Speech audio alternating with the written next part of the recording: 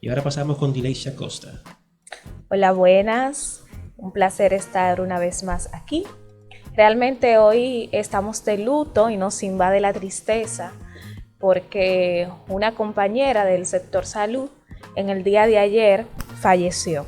Y realmente esto es un tema que queremos abordar en esta mesa porque uno de los titulares que salía era que Geraldine, la antigua, había fallecido después de 12 horas continuas ininterrumpidas de trabajo. Esos eran los titulares realmente. Y ayer las redes sociales estuvieron hablando mucho de este tema, sobre todo el personal de la salud, que se daba cuenta que era realmente un problema y ella fue como la gotica que derramó el vaso. Realmente vamos a aclarar 18 horas de trabajo solas, sin que la persona tenga ninguna vulnerabilidad a nada, sin que tenga ninguna comorbilidad, realmente no matan a nadie. O sea, 18 horas de trabajo, una persona que esté bien, que no tenga ninguna patología de base, no van a ser quizás necesarias para quitarle la vida a alguien. Sin embargo, cuando una persona tiene una enfermedad de base o un factor de comorbilidad, pues ese estrés continuo, no solo de ese día de esas 18 horas de trabajo, sino que sabemos que el médico residente, sobre todo el médico residente de primer año, que es la persona que está haciendo su especialidad, tiene que trabajar mucho, es el muchacho demandado de los hospitales. Y esta doctora tenía apenas 3 meses que había entrado a hacer su residencia en el Hospital Salvador Gautier, en medicina familiar, de emergencias. Emergenciología. Sí, emergenciología, era la residencia que ella estaba haciendo. Entonces, al parecer, el estrés fue un factor detonante de muchas crisis que hizo. Es muy lamentable porque no solamente se nos va una doctora, sino que se nos va una madre, dejó un bebé de meses, 2 niños, y uno de ellos tenía meses, aparte de su esposo, su familia y de todas aquellas personas. O sea, no solamente era una médico, era también una hermana, una madre, una hija, una esposa, era una persona. Y cuando comenzamos a hablar sobre todo esto en las redes sociales, entonces comenzaron a llover la cantidad de casos similares que quizás no terminaron en tragedia como este, pero sí han cambiado la vida y el rumbo de la existencia de muchos médicos en su residencia. Y comenzaron muchísimos casos a aparecer. Y yo recuerdo que en el internado, ya de eso hace como un año, yo sí pude ver a una chica en Sedima que estaba en cuidados intensivos porque ella había intentado quitarse la vida, una residente. No se quitó la vida, pero quedó en un estado muy crítico. O sea, el plan realmente no llevó a cabo. Pero todo esto fue sumergido en la depresión y el estrés que conlleva una residencia médica. Y ella no es la única. A diario se ven casos, casos de personal de la salud, el cual por todo el estrés que se maneja y por toda la responsabilidad que cae sobre sus hombros, ver personas morir, quizás sin poder hacer nada, los pocos recursos que quizás le da el Estado para poder trabajar y poder echar hacia adelante, es mucho realmente la salud mental del personal médico en general. Hoy estamos hablando de los médicos, pero esto también aplica para las enfermeras, para el personal paramédico, para todos en general. Y es muy triste. A diario vemos personas que tienen que dejar muchas cosas, sus hijos cumplen años y no pueden ir ese día a verlo siquiera, porque quizás tienen un servicio. Sabemos que los residentes de primer año hacen servicio de 24 horas cada 3 días. Es lo que tengo entendido, no sé si algunos lugares esto varía, pero lo general es que cada 3 días el R1. Ya los R más grandes creo que son cada 4. Pero el R1 hace servicio cada 3 días. Y los días que no tiene que hacer servicio de 24 horas, servicio igual de más de 8 horas, de 10, 12 horas. Diario. Aparte de que son la mano de obra barata. Sí, claro que sí. Porque lo que se le paga para trabajar esta cantidad de horas, sobre todo las condiciones de trabajo, donde tú no tienes quizás a veces una cafetería para tú comer bien, porque la comida es horrible en los hospitales, a veces se acaba ya cuando tú vas. Y además de que no tienen los medios para hacer un buen trabajo, no tienen los equipos, todo eso va a variar. No es como un trabajo de oficina que si dieron las 5 yo me voy, aunque quede el trabajo que quede, yo me voy para mi casa y me desconecto del mundo. Allá no, allá tú te tenías que ir a las 6 de la tarde, pero si el paciente se te complicó, puede que tú ni te vayas ese día, no importa que te estén esperando en tu casa. O por el contrario, si tu jefe, si el MA o el residente mayor te dice que no te vas, pues simplemente no te vas. Es un abuso total y es violencia justificada en muchísimas formas. Justificamos este tipo de violencia por la jerarquía que te da o el poder que te da ser residente mayor. Claro, claro. Algo que quiero argumentar a esta situación que se vive en el área de la salud, y es muy penoso que una compañera, una colega, una persona ya médico haya fallecido y en su primer año de residencia. Como tú decías, que es la mano de obra barata, cuando hay una estipulación que dice que no son médicos, sino que siguen siendo estudiantes porque están en formación. Que una de las justificaciones del sueldo de los residentes es porque se le está preparando, aparte que se le está educando, se le está pagando. Entonces ellos estipulan que eso es mucho. Mucho, claro, eso es mucho cuando yo estoy en una universidad simplemente. Pero cuando yo estoy haciendo un servicio de 24 horas, tengo rotación, tengo que presentar guardia, tengo que hacer esto, tengo que llenar historia clínica, la cosa se complica. Y como tú decías, no le vamos a acreditar la muerte de esta joven a esas 18, 12 horas que ella estuvo laborando, sino al sinnúmero de factores que la llevaron a esa situación. Y como tú decías, quizá con el niño en la casa, la situación del COVID, el sueldo no le da, tenía que llegar quizá a pie al hospital. Entonces todo esto se va acumulando y hay un momento que la gente, lamentando el caso, como se cansa, el cuerpo humano también lo hace y tiene que reaccionar de una manera u otra. Y lamentamos que haya sido la situación de nuestra compañera y de cualquier otro, pero creo que se debería poner carta en el asunto, conociendo que desde el 2007, que es donde se le ha dado más empujón a esta situación, incluso se vienen haciendo tesis. Yo me recuerdo que tuve la oportunidad de leer una tesis que decía tipo de trastorno después de la residencia. Cuando un residente termina la residencia y usted le hace una evaluación, hay un sinnúmero de patologías que esa persona no tenía antes de entrar a la residencia, pero termina la residencia, termina cansado, termina enfermo y aparte de esto, termina con la poca esperanza, que no sabe si va a conseguir un buen trabajo. Entonces no es que estoy trabajando, me estoy fajando, es que cuando termine no sé si voy a trabajar. No tiene nada asegurado. Entonces todo esto se acumula y como dicen los psicólogos, según Sigmund Freud, que lo que no se expresa se condensa y lo que se condensa no hace daño.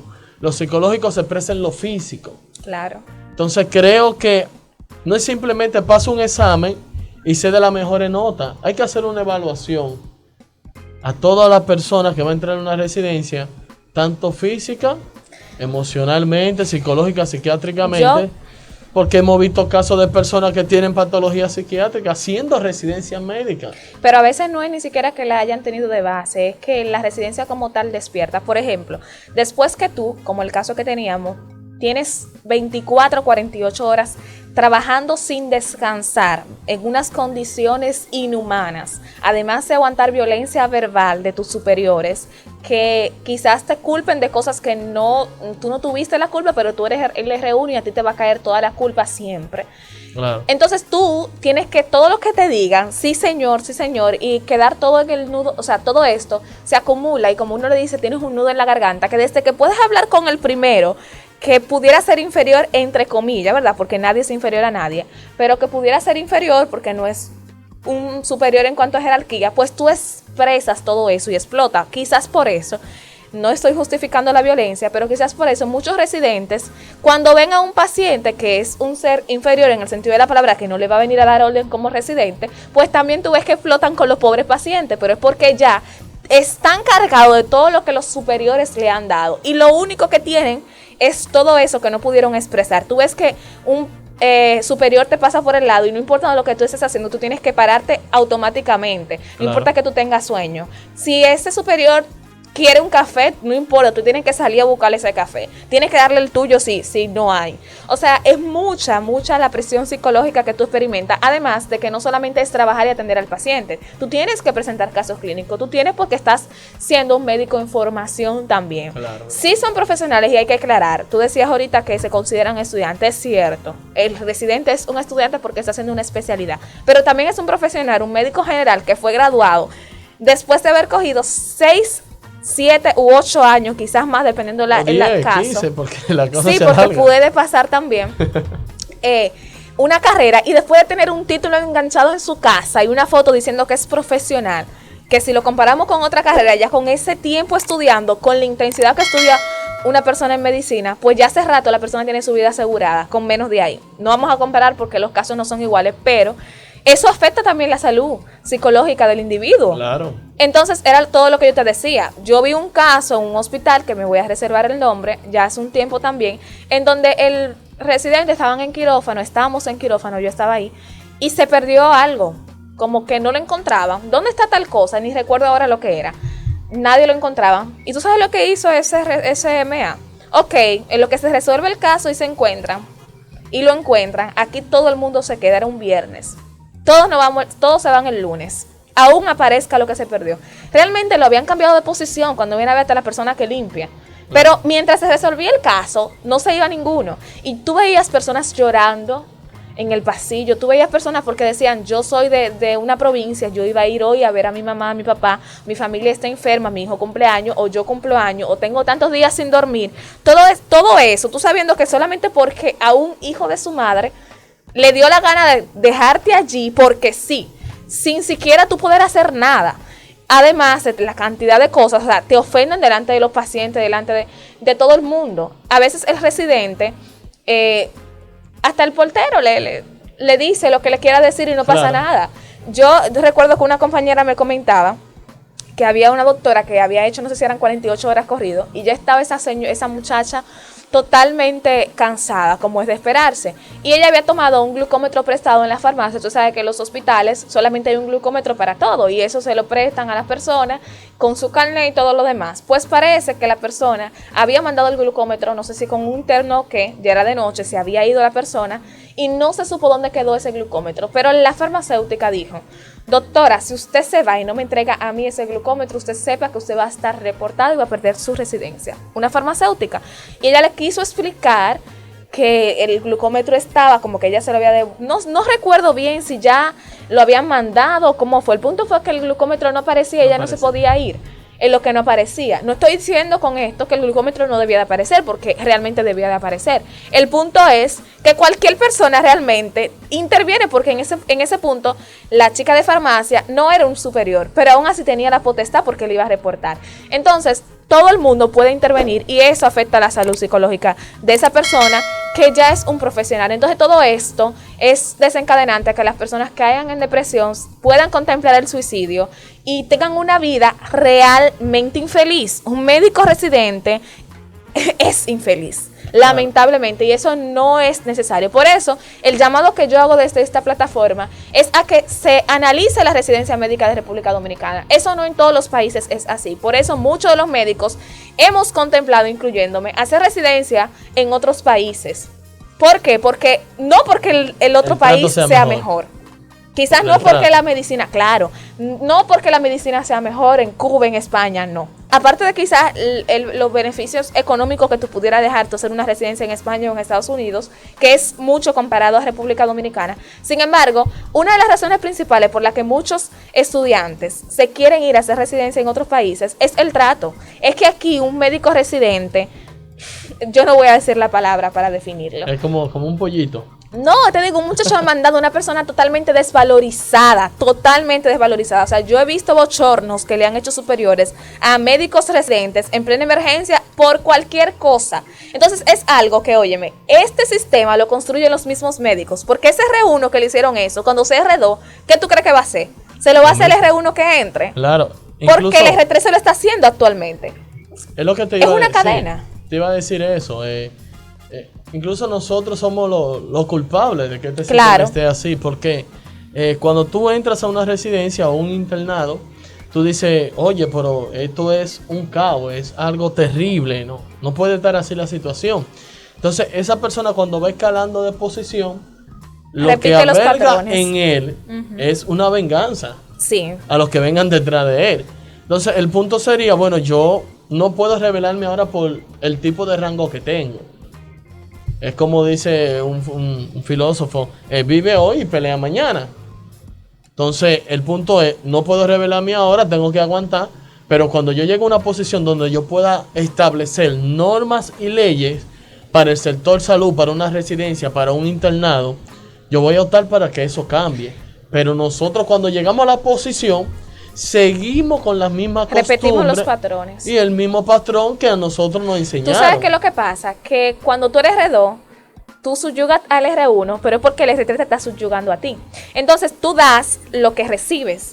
Y en ese punto hay que tener mucha madurez mental para tú poder entender y discernir que el hecho de que a ti te estén abusando no significa que tú debes de abusar a otro. No, Entonces, claro que no. a veces lo hacen y se le olvidan que no es bueno, porque actualmente lo están haciendo. Todavía el R4 o el R5 en alguna especialidad, que es el residente de mayor año, sigue siendo subyugado por el MA, que es el médico con mayor jerarquía. Entonces, eso es lo que hace que sigan pasando. Entonces, por eso te decía, aquí debe haber, ahora con las nuevas autoridades que tomaron el poder, debe haber una revisión de la residencia médica. No es posible que para aprender haya que haber, o sea, deba de haber violencia.